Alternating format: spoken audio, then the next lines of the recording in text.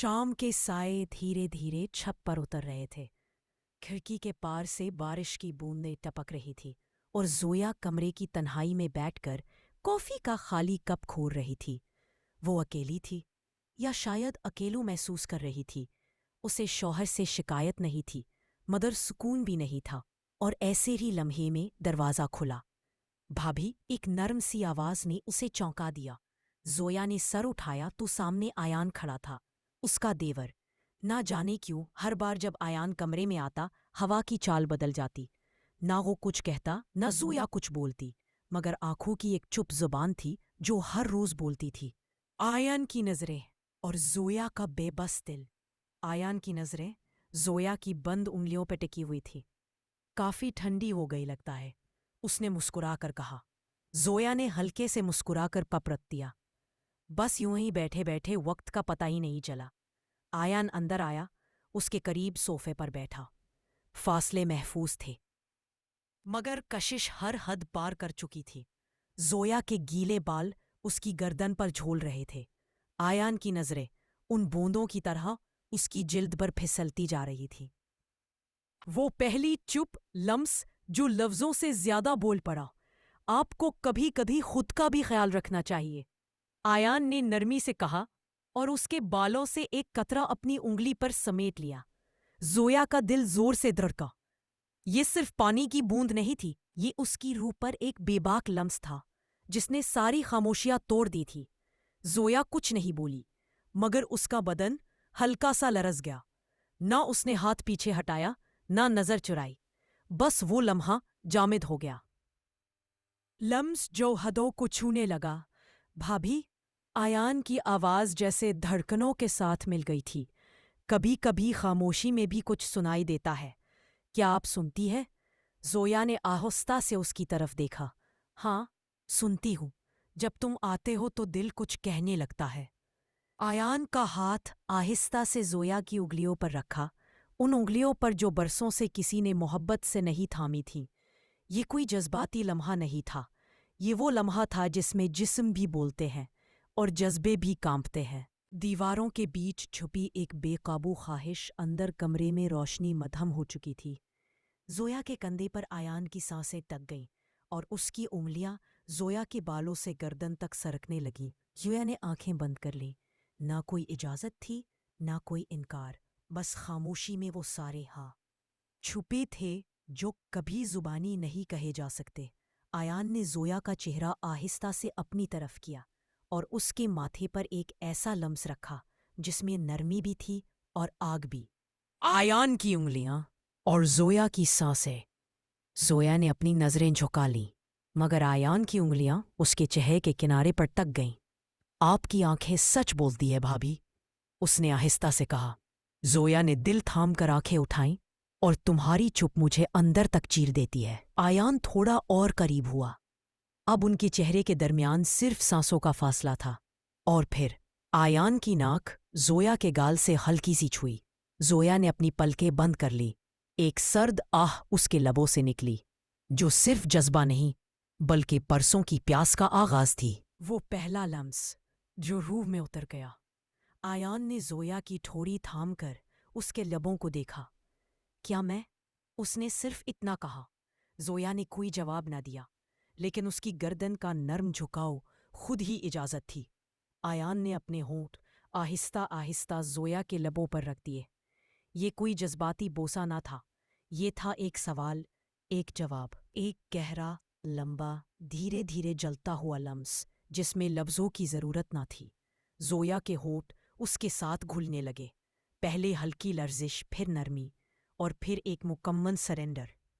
جسم کی زبان اور کپکپاتی انگلیاں۔ آیان کا ہاتھ اب زویا کی کمر کو تھام رہا تھا، اور زویا کی انگلیاں اس کی گردن کے پیچھے جا چکی تھیں۔ وہ دونوں اب صوفے پر ایک دوسرے میں ڈوب چکے تھے۔ ہر لمحہ جیسے آہستہ چل رہا تھا۔ آیان کی انگلیاں زویا کی کمر سے ہوتے ہوئے اس کے پہلو پر آ گئیں۔ زویا نے ایک آہ بھری جو شاید برسوں سے قید تھی۔ تم میرے دیور ہو، اس نے سرگوشی کی، مگر آواز میں کمزوری تھی، اعتراض نہیں۔ اور تم میری چاہت ہو زویا، آیان نے اس کے کندھے سے دوپٹہ سرکاتے ہوئے کہا۔ कपड़ों के पार से जलती हुई जिल्द। ज़ोया की सांसें तेज होने लगीं। आयान के लब अब उसकी गर्दन को चूम रहे थे, आहिस्ता आहिस्ता, एक एक जगह। ज़ोया की आंखें बंद थीं और लब हिले बगैर कांप रहे थे। जब आयान का हाथ उसके पहलू से जरा ऊपर गया तो ज़ोया का बदन जैसे लरस गया। उसके हाथों ने आयान की कमीज को मुट्ठी में जकड़ लिया। हर जगह जहां आयान छूता वहां ज़ोया की जिल्द जलने लगती थी। ये मोहब्बत की आग थी या ख्वाहिश की, या दोनों का वो संगम जिसमें इंसान बस बहता चला जाता है, बस लबों से नीचे और ख्वाहिश की बुलंदियों तक। अब आयान का लम्स ज़ोया के गालों से होता हुआ उसके नाजुक जबड़े, गर्दन, कंधे और फिर नीचे कपड़ों के बारीक पर्दे के उस पार उसके वजूद की कशिश तक पहुंच गया था। ज़ोया का बदन अब उसके नीचे सांसों में तेजी के साथ बेकाबू हो चुका था। बस उसने हल्की सी सरगोशी की। एक रोक नहीं, बल्कि वो लम्हा था जहां औरत खुद को मुकम्मल सुपुर्द करती है। कपड़ों के नीचे पहली बार ज़ोया के दुपट्टे का सरा पहले ही उसके कंधे से नीचे सरक चुका था। अब आयान की उंगलियां उसकी गर्दन से नीचे उसकी पुश्त की झरियों पर आहिस्ता आहिस्ता सरकने लगी। वो लम्स ऐसा था जैसे बिजली की नर्म लहर हो, नर्म, गहरी, मगर बेहद सच्ची। ज़ोया ने अपने बाजू आयान की गर्दन के गिर्द लपेट दिए और उसके सीने से लिपट गई, आयान के जिस्म को झंझोड़ने लगी। लबों का वो दूसरा लम्स, और आह भरती ज़ोया। आयान ने ज़ोया के होंठों को एक बार फिर चूम लिया, लेकिन इस बार वो चुप, धीरे और बेहद गहरा बोसा जो एक औरत के अंदर से हाँ निकलवा ले। ज़ोया ने अपनी आंखें बंद करके आयान के होंठों को मुकम्मल इख्तियार दे दिया। आयान ने उसके निचले होंठ को आहिस्ता से चूसा और ज़ोया ने बेख्तियार एक गहरी नम आह भरी।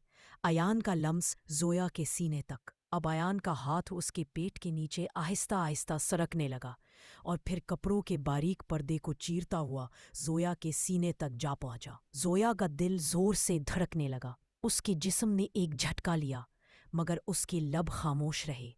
ये वो लम्हा था जब औरत ना रोकती है, ना इजाज़त देती है, बस आंखें बंद करके खुद को हवाले कर देती है। कपड़े आहिस्ता आहिस्ता उतरने लगे। आयान ने उसकी कमीज के किनारे को पकड़ा और ज़ोया की नज़रें उसकी आंखों में गड़ गई। ज़ोया, वो कुछ ना बोली, बस अपने बाजू ऊपर कर दिए। एक बेआवाज़ इजाज़त की। कमीज उसके जिस्म से सरकने लगी। आयान की सांसें ज़ोया की गर्दन, उसके कंधों और फिर उसके सीने पर गिरने लगी। अब आयान की उंगलियां उसकी नंगी जिल्द पर नरमी, मोहब्बत और शदीद तड़प से रेंग रही थी, सीने से जिस्म तक और लम्स से ख्वाहिश तक। आयान ने ज़ोया को आहिस्ता से बेड पर लटाया। ज़ोया का बदन उसके नीचे कपकपाने लगा। आयान ने अपना चेहरा ज़ोया के सीने पर रखा और धीरे धीरे अपने लब उसके नरगिस जैसे वजूद पर सरकाने लगा। ज़ोया के होंठों से निकली वो आह सरासर तड़प थी, किसी हद को नहीं मानती थी। पहला मुकम्मल मिलाप। कपड़े अब बीच में नहीं थे, सिर्फ सांसें थी, लम्स था और जिस्म की ज़बान।